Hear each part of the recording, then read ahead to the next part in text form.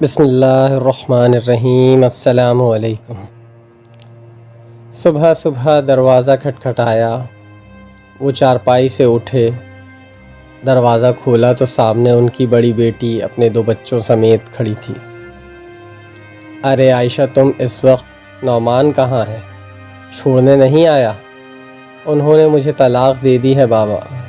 لڑکھڑاتی ہوئی آواز جیسے ہی ان کے کانوں میں پڑی، کچھ لمحوں کے لیے جیسے ان پر سکتہ طاری ہو گیا۔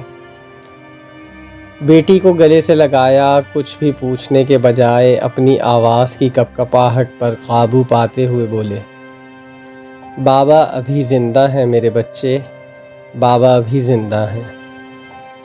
جوان بیٹی کی طلاق نے ان باریش بزرگ کی کمر توڑ دی تھی، مگر وہ اپنے آنسو بیٹی سے چھپا کر اسے تسلیاں دینے میں لگ گئے۔ سارے راستے وہ یہی سوچتا آیا کہ کس طرح بیوی کو اپنی ملازمت سے نکالے جانے کا بتائے۔ عید سر پر تھی، جیب خالی تھی، ملازمت اب پتہ نہیں دوبارہ کب ملنی تھی۔ انہی پریشانیوں میں گھرا وہ گھر پہنچا۔ آ گئے آپ؟ تھکے ہوئے ہوں گے، آرام کر لیجیے، پھر شام کو شاپنگ کے لیے چلیں گے، چند ہی دن رہ گئے ہیں عید سے۔ اس ایک جملے نے ان تمام جملوں کو مات دے دی جو وہ سارے راستے ذہن میں بناتا آیا تھا۔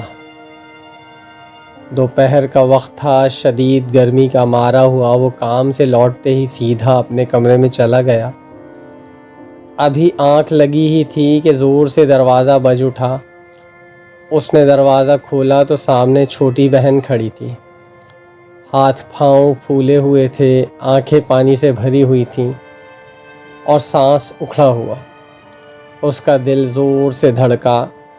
کیا ہوا میری شہزادی کو؟ کسی نے کچھ کہا؟ بھائی، وہ گلی میں کالج سے واپس آ رہی تھی تو گلی میں کچھ لڑکے میرے پیچھے پڑ گئے۔ روزانہ تنگ کرتے ہیں مگر آج تو حد ہی کر دی۔ اتنا سنتے ہی غصے سے اس کا چہرہ سرخ ہو گیا۔ وہ باہر کی طرف بھاگا، گلی میں پہنچا، کوئی نہیں تھا۔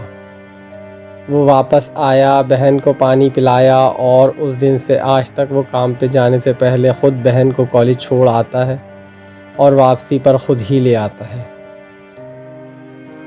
میرے دوست کی ماں کا آپریشن تھا، ہسپتال جاتے ہوئے سارے راستے میں یہی سوچتا رہا کہ آپریشن کے لیے اتنی بڑی رقم کا انتظام کیسے کیا اس نے۔ ہسپتال پہنچا تو وہ ایک طرف کرسی پر نڈھال پڑا تھا۔ ایک لمحے کو مجھے لگا جیسے آپریشن اس کا ہوا ہے۔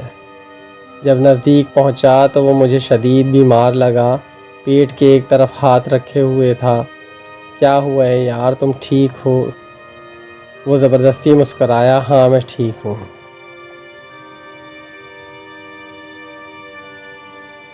اسی لمحے کچھ سوچ کر میں لرز گیا۔ میں نے مشکوک انداز میں اس سے پوچھا، پیسے کہاں سے آئے؟ کہیں تم نے؟ ہاں، ایک گردہ بیچ دیا۔ ماں سے بھی بڑھ کر کچھ ہے بھلا؟